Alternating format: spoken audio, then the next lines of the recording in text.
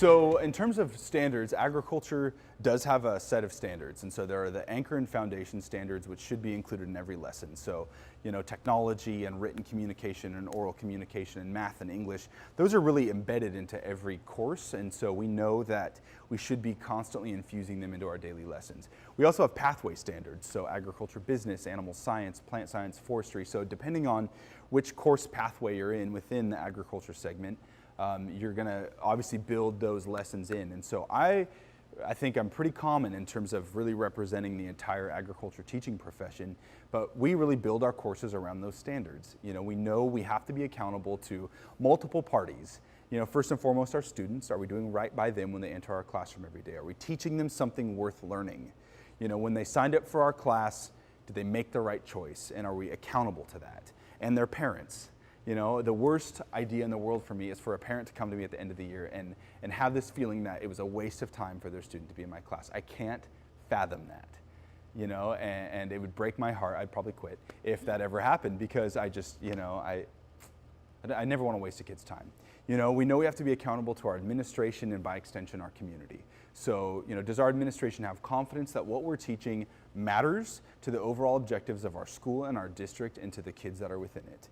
You know, so are we teaching things that, for example, with the LCAP, are we helping improve CTE program completion rates? Are we teaching kids to be, you know, good thinkers and learners? Are we improving our schools' rates of UC entrance eligibility? So, you know, we're accountable to that. It's all built on those standards. And then finally, our industry. You know, I mean, when we are done, are we producing kids who know and can do things that are relevant to careers in agriculture?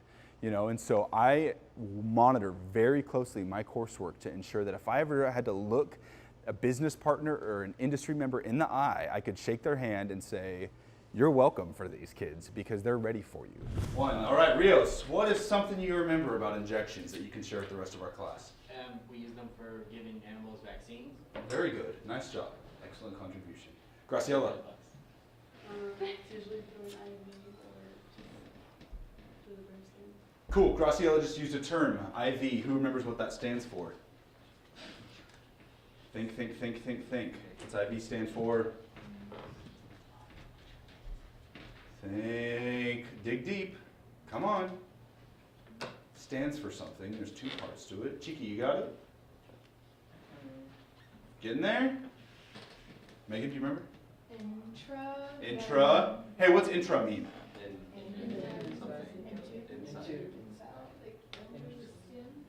You're close.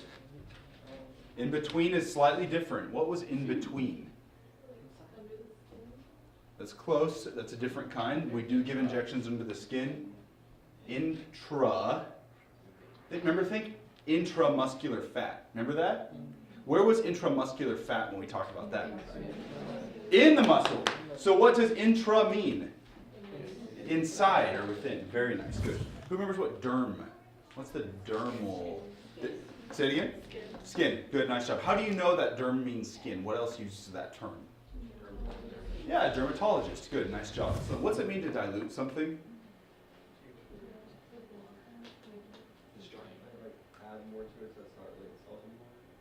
Good. Tristan, say it a little louder, please, because you're right in that. Like add a little bit to it so it's like not as strong anymore, pretty much.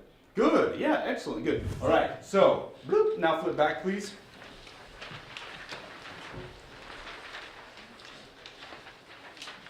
So, how many of us were batting 1,000 with this? Like we got all of the, just at first glance, how many of us got all of them correct? Congratulations. Felicidades. Well done. Good. Take a few seconds. And as you'll see, they pair up exactly. So right next to the type of injection, please write down the abbreviation. Good? Everybody got it? Daisy finishing up. 30 to 45 degrees. Show it again, please, using your arms. Now imagine that you're injecting that directly in.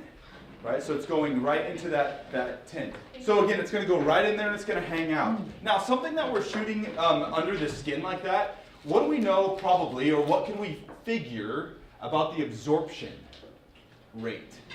Is it going to be more towards the fast or more towards the slow? Take a prediction for a second and we'll vote. If we're injecting something under the skin, do we want it to absorb fast How many of you think fast? We want to go real quick. Oh, it's slick. Oh. How many of us think really slow? Good, Mikey. Why? Because if so it gets used to the medication. Good. Maybe it's something that's real concentrated. We want it to kind of work its way slowly in, right? Not like what Daisy said at the start of the period, like into the heart and then out everywhere else. It's just going to kind of soak in real nice and slow.